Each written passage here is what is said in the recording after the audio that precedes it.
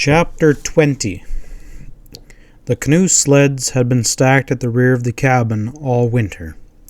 They consisted of a pair of curved wooden runners with two cross blocks and a padded bunk on which to lay the canoe. They were fastened trailer-wise to the tail of a regular dog sled. The nose of the craft rested on a roll of canvas tied across the back of the toboggan, and the stern tucked out a few feet beyond the runners of the trailer.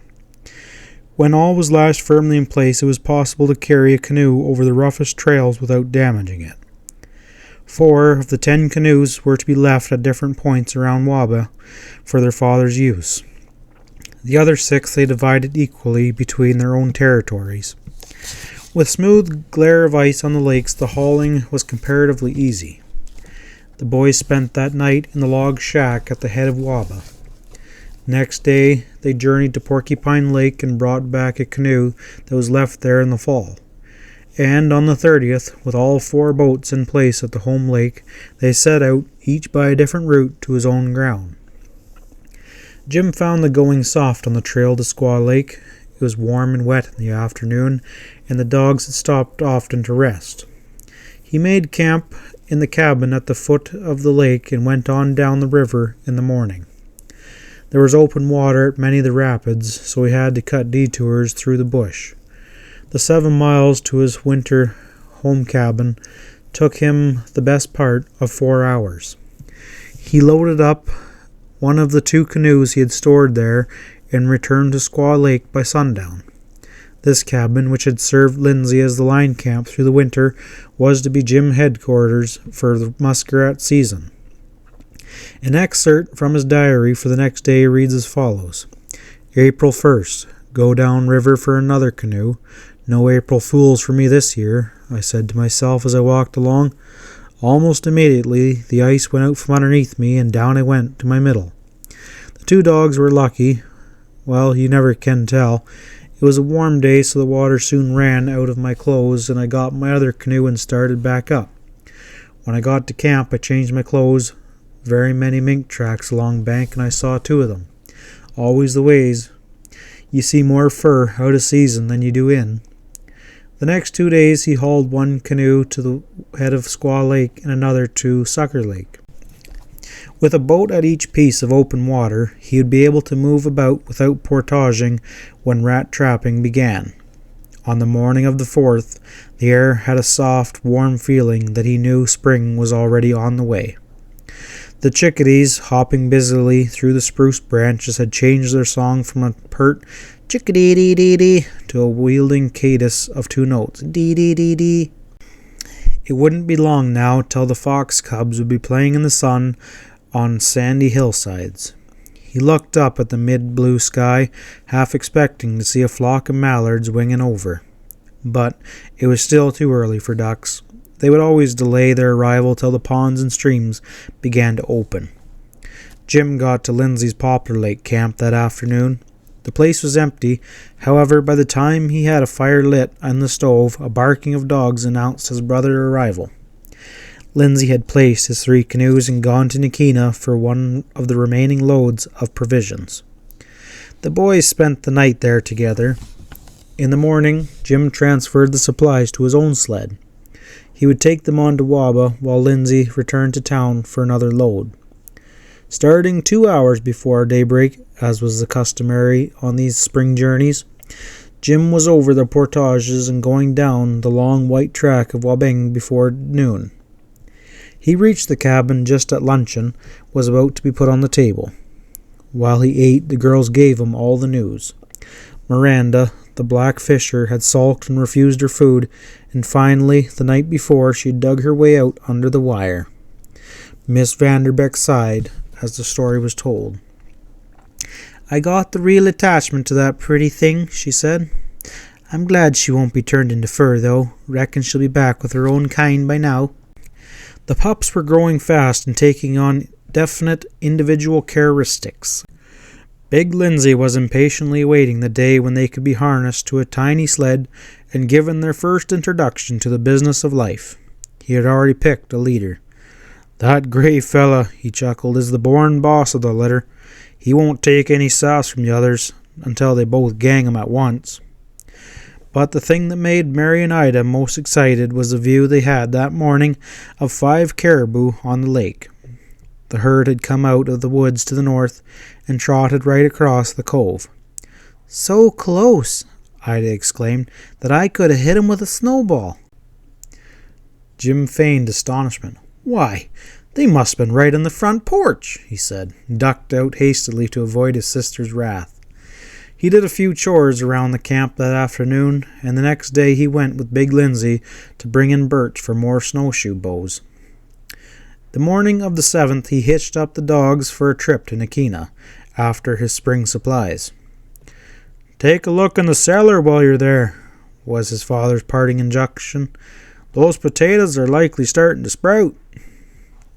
The boy did not finish breakfast till after daybreak, and by the time he reached Cranberry River, the noon sun had softened the snow.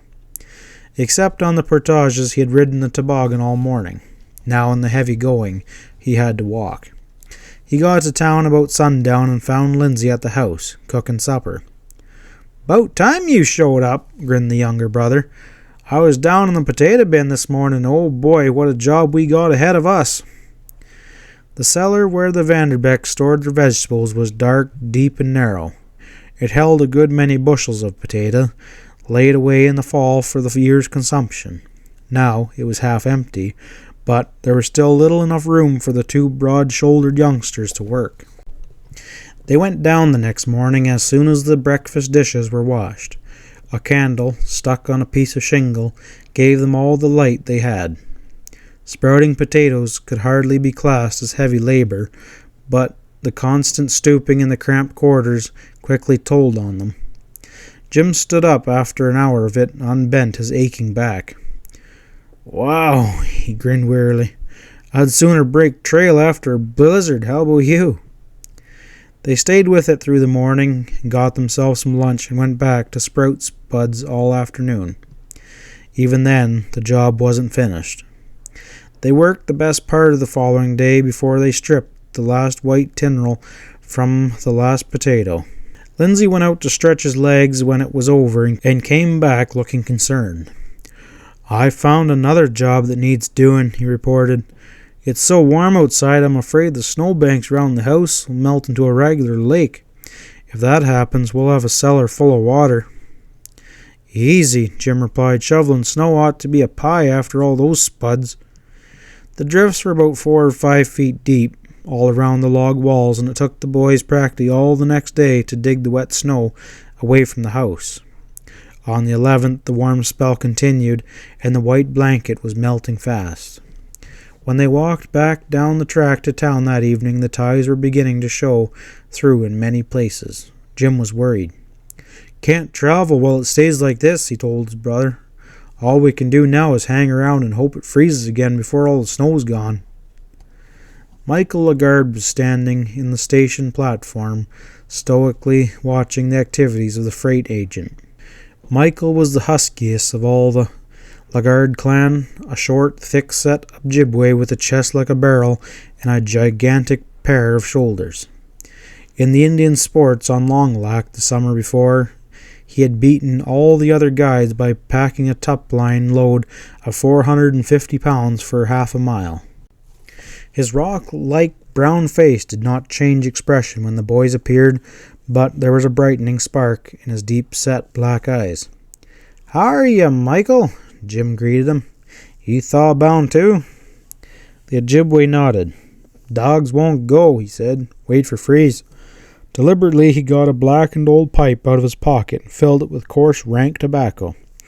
When he was drawing it well, he spoke again in a guttural bass. "You see him, Big Wolf?" "Why, yes," Jim answered in surprise. "At least, we've seen his tracks, and I guess I got a shot at him a month or so ago." "He come around here last night," Michael went on. "Scared the devil out of town Indians. See his tracks following a little boy."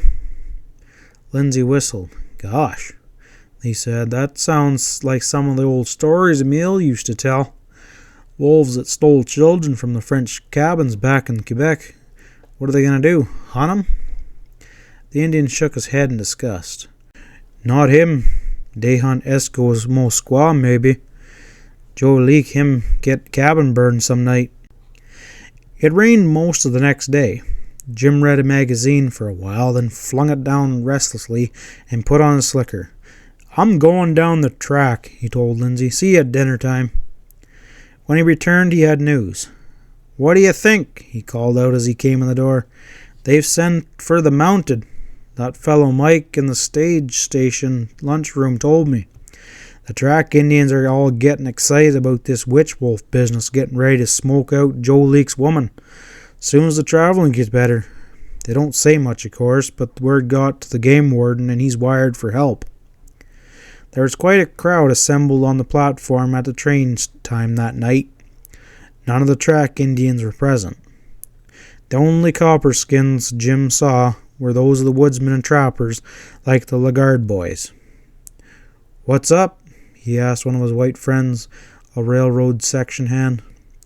"Ain't you heard?" the fellow replied. "They're expecting a police sergeant, McLeish, I think his name is. Big fella, 6'6", they say." "Sure, I remember him," Jim exclaimed. "He was here 3 years ago when that French trapper went crazy and killed a man up the Quascush, right? Big, I'll say he is." The Limited was half-hour late because of the rains. When it finally clacked to a stop, there was a hush on the platform. The lights from a warm, cozy sleeping car glinted in the wet rain. In the diner, there was a gleam of silver and glass, and they could see the bored faces of well-fed city folk staring out at the dark huddle of the settlement. In the door of one of the cars, a tall, straight figure appeared, and booted feet tramped down the steps. Sergeant McLeish was in the winter outfit of the Royal Canadian Mounted, the long, dark overcoat hiding his scarlet jacket. His face was keen and rugged, his mouth hard set.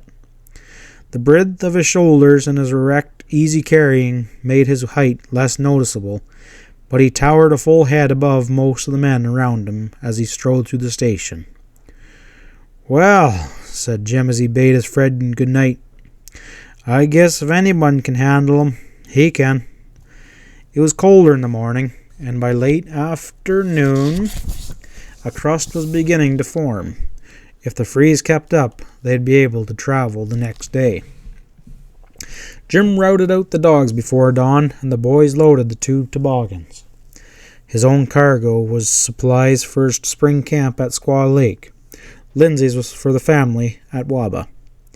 They closed up the log house, stuck their rifles under the load lashing, and gave the team an order to mush on.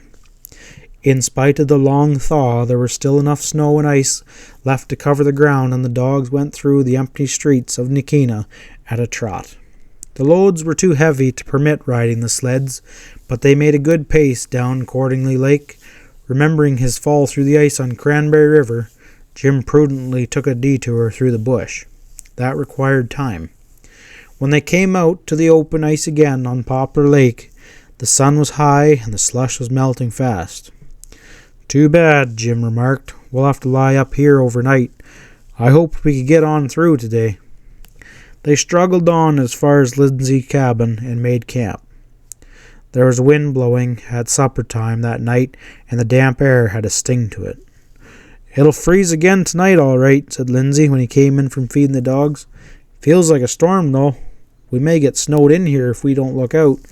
They went to bed early. Jim woke at 3 in the morning, as his habit was, and lay a moment listening to the wail of the wind outside. Then he got up and opened the door. No stars were visible, but it wasn't snowing neither. He shook Lindsay awake. "Come on, kid," he urged. "We got to get started before this weather hits us. You don't want to be pulling up the high hill, carrying in a snowstorm." They hurried through breakfast and packed the sleds. Then the shivering dogs were put in harness. In the windy dark, the 2 boys stumbled out onto the frozen slush of the lake and took their separate ways.